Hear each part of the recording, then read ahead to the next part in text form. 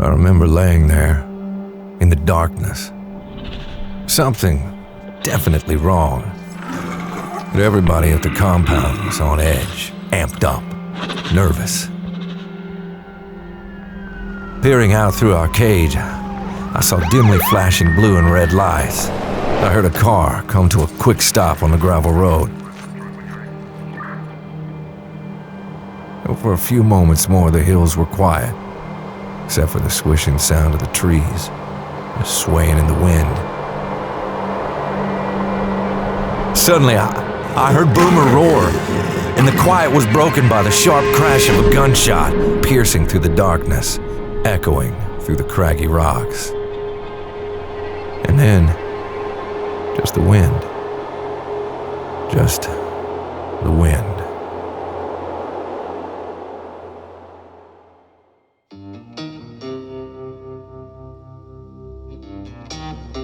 The path to that horrible night started out so many years earlier, over in Missouri, in an illegal tiger breeding facility in a rundown farm called Bearcat Hollow. Supposed to be some sort of sanctuary. Yeah, always making a big deal about how they were saving animals, but yeah, it was nothing more than just a lie. See, there's always a whole bunch of baby lion and tiger cubs whenever anyone had come and visit. Pretty fishy, since it was against the law to breed exotic tigers. But there was always a dozen or so little ones ready to be played with or pet. As cubs got older, they'd get sold off to some horrible roadside zoo or as a personal pet to some eccentric animal collector, trapped in a tiny cage. Of course, they were the ones who had the good fortune to get out of there. The rest, well, they went to the shed. We didn't know what happened in the shed, but we knew it was a place to be feared. Deep down in your spine, and you knew that place was plumb evil. Even the little ones knew to fear that terrifying place. An older animal would be chained, hauled, snarling through the door of the shed. They'd disappear forever. Every few days, a truck would back up and large bundles would be loaded out, driven away. See, the folks that ran the farm weren't just illegally breeding and selling exotic animals, but they were making a ton of extra dough selling our skins and teeth on the black market. A few of us, I guess you'd call us lucky, were kept as display animals. Something that the public could see and fall in love with to help raise donations. You know, help the cause. So at a real young age, I got put in another cage with another tiger, Bailey, and a lion named Leo. Leo'd been castrated as a baby. Never grew a mane, but it didn't really bother him. See, not much at all bothered Leo. He's Leo. Cross-eyed, kind of goofy in the head. Like he never stopped being a lion cub. Leo was a huge draw for donations since he looked a little goofy. The owners called him Huggy the Lion. They'd put up signs saying, "We need your donations or else we won't be able to keep Huggy the Lion alive." Sick manipulative stuff like that. And it worked. Money came pouring in from the good-hearted people who really loved him. And that love for his goofy grin, yeah, all that cold hard cash he brought in, I think is why I'm still alive today. Well, after a while, the feds started noticing all the goings-on there at the Bearcat Hollow farm, and pretty soon stepped in and shut the whole place down, threw the folks that was running it in jail, and found homes for the 70 lions and tigers that had survived the chaos. Well, that's when things went from bad to weird. Like, really weird. Spirit of the Hills over in South Dakota wanted to take the whole lot of us. Said they'd give us a great home, treat us good. The thing was, the Spirit of the Hills was tiny. They'd never handled that volume of animals, and in fact, they had only housed a couple of lions previously. Well, Somehow the government agreed, and soon 75 of us were shipped over to South Dakota. Or at least the ones who made it. Quite a few of the female lions and tigers had been overbred, and several died on the trip or had to be euthanized immediately when they arrived, and only 2 of them survived longer than a year. At first glance, Spirit of the Hills was kind of pretty. Nestled up in the South Dakota hills, it was a rocky, craggy piece of land surrounded by tall pines, cliff faces. Problem was, there wasn't much space for cages. So again, we got crammed in these tiny pens. Pacing on hard-packed earth, surrounded by beautiful scenery, but unable to really move around much to enjoy it. At first, things were way better than over in Missouri. Every day or so, the owner of the facility would come up and visit. He'd pet us through the cage, talk to us, tell us he loved us. It was pretty sweet to be appreciated. Even though we were cramped, at least we were loved. Soon, lots of folks in the area started volunteering, and they really loved us. But after a while, things really started to change. See, the owner, he was a bit of an eccentric fellow. Instantly likable, incredibly easy to trust, but after a short bit, his mood would swing and he'd be filled with rage. Like bright and lively to sullen and dark and back again in a moment's notice. He was a hoarder, especially with animals. He was on a mission to collect as many as he possibly could, which is why he tried to pack all of us in this cramped compound. It just wasn't big enough. Well, he loved animals, if you call it love. More like an obsession. He'd get some new pet and make him feel totally great. But then, all of a sudden, he'd switched his affections to the next animal or passion and he'd totally forget them, and they'd be left in the dust. Well, I remember the first summer watching as he bought a whole flock of specially bred show chickens. He spent days fixing up a magnificent chicken coop. He'd spend hours with them, talking about them, taking pictures of them, showing them to guests. But by the end of the summer, he stopped feeding them. Every single chicken starved to death. As for us, well, wasn't too long till we noticed that he came by less and less. When he did visit, he was less excited to see us, frustrated, overwhelmed by having to care for us. He'd be grumpy, furious, and even pretty violent some days.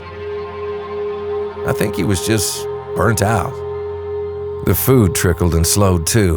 Where we'd get a side of beef regularly when we first got there, soon all we'd get was a couple of raw chicken breasts from the supermarket. All of us tigers were struggling to survive. Even the owner's favorite tiger, Old Boomer.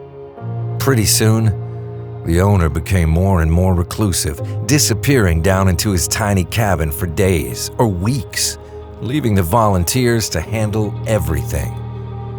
Well, one day, he just snapped, completely paranoid. He changed all the locks and kicked most of the volunteers off the property. So it was us and him. No food, no care. Sick thing is, you'd think he'd have stopped rescuing animals at some point since he was so unhappy, but he just kept adding more, loving on each newcomer like they were the only ones that mattered. There we were, starving to death, watching him dote on some new animal, giving them all the attention, all the food. Some of us got so weak, we couldn't stand. One day, the owner left town for a bit. While he was gone, a few of the kind-hearted volunteers from town snuck back in to check on us. What they saw was staggering. Here was a few overweight animals surrounded by dozens of starving, dying animals. The volunteers immediately contacted the authorities. When word got out, veterinarians and inspectors rushed in to check things out. Several tigers in really bad shape were immediately euthanized. They were suffering so much. The government processed the paperwork to shut down the facility. When the owner arrived, He started playing ball and pretended to work with the government. He agreed that all of us animals could be seized on October 4th, shutting down Spirit of the Hills for good.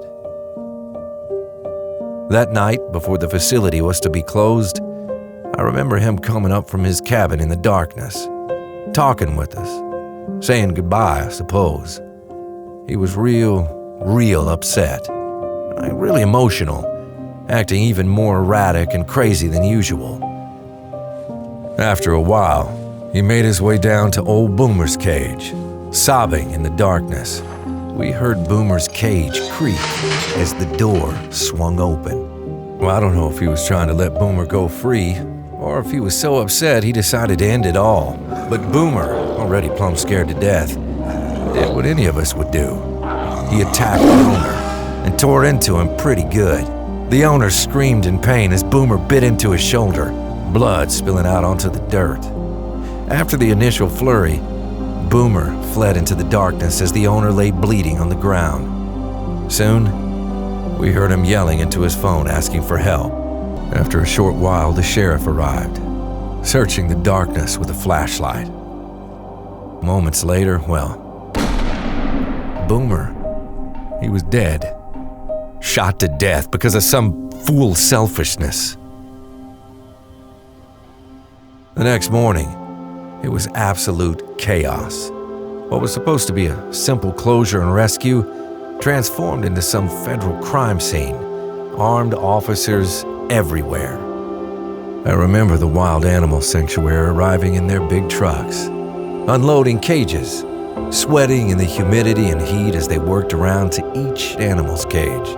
The sanctuary spent all day enticing us into the transport cages with fresh food. They didn't rush us, took their time earning our trust, creating a bond with us. I didn't trust them right away, but I thought, wherever we go, certainly can't be any worse than where we'd been. And so, we came to the sanctuary, just outside Denver. Bailey, Leo, and I got this huge habitat all to ourselves, bigger than the entire Spirit of the Hills facility, yet just for the three of us. I remember that moment, stepping out, feeling the grass under my feet for the first time. I felt instantly at home in a place I'd never known before. Soon I just started running.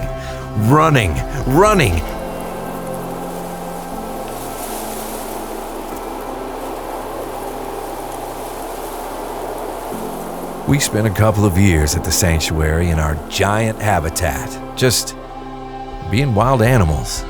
Bailey and I were always messing around, wrestling, rolling in the snow. Leo, he just wandered around being his goofy self, enjoying his life. We didn't know it, but our amazing new life was about to change and get even better. After a few years at the sanctuary, the three of us were given the honor of being some of the very first animals to experience the brand new refuge down south.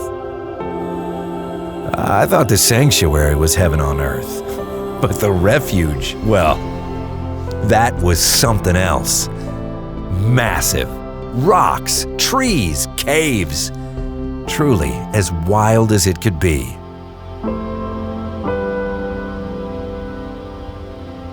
You know, there's something that fills the soul up with a deepness, a stillness that you just can't describe as you watch the sunrise over the massive cliff faces that surround our home.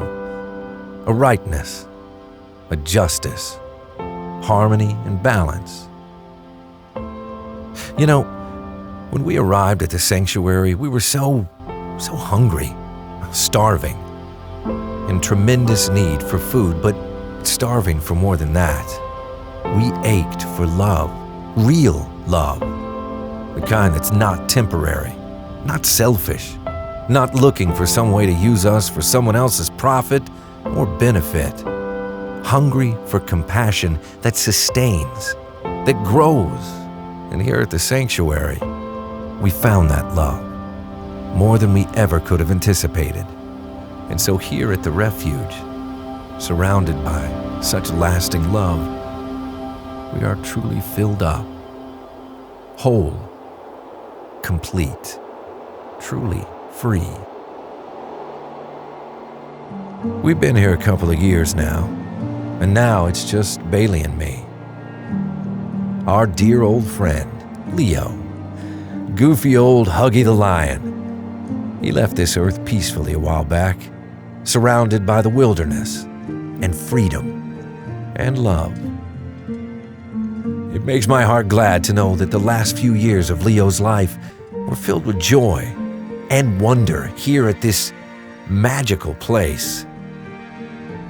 Here, he was loved beyond measure by thousands of people who cared for him even if they never knew him, cared enough to create a slice of heaven on earth while he was still here.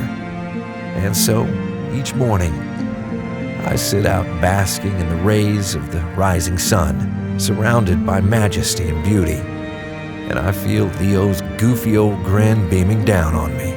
And I'm filled up, content, whole, love.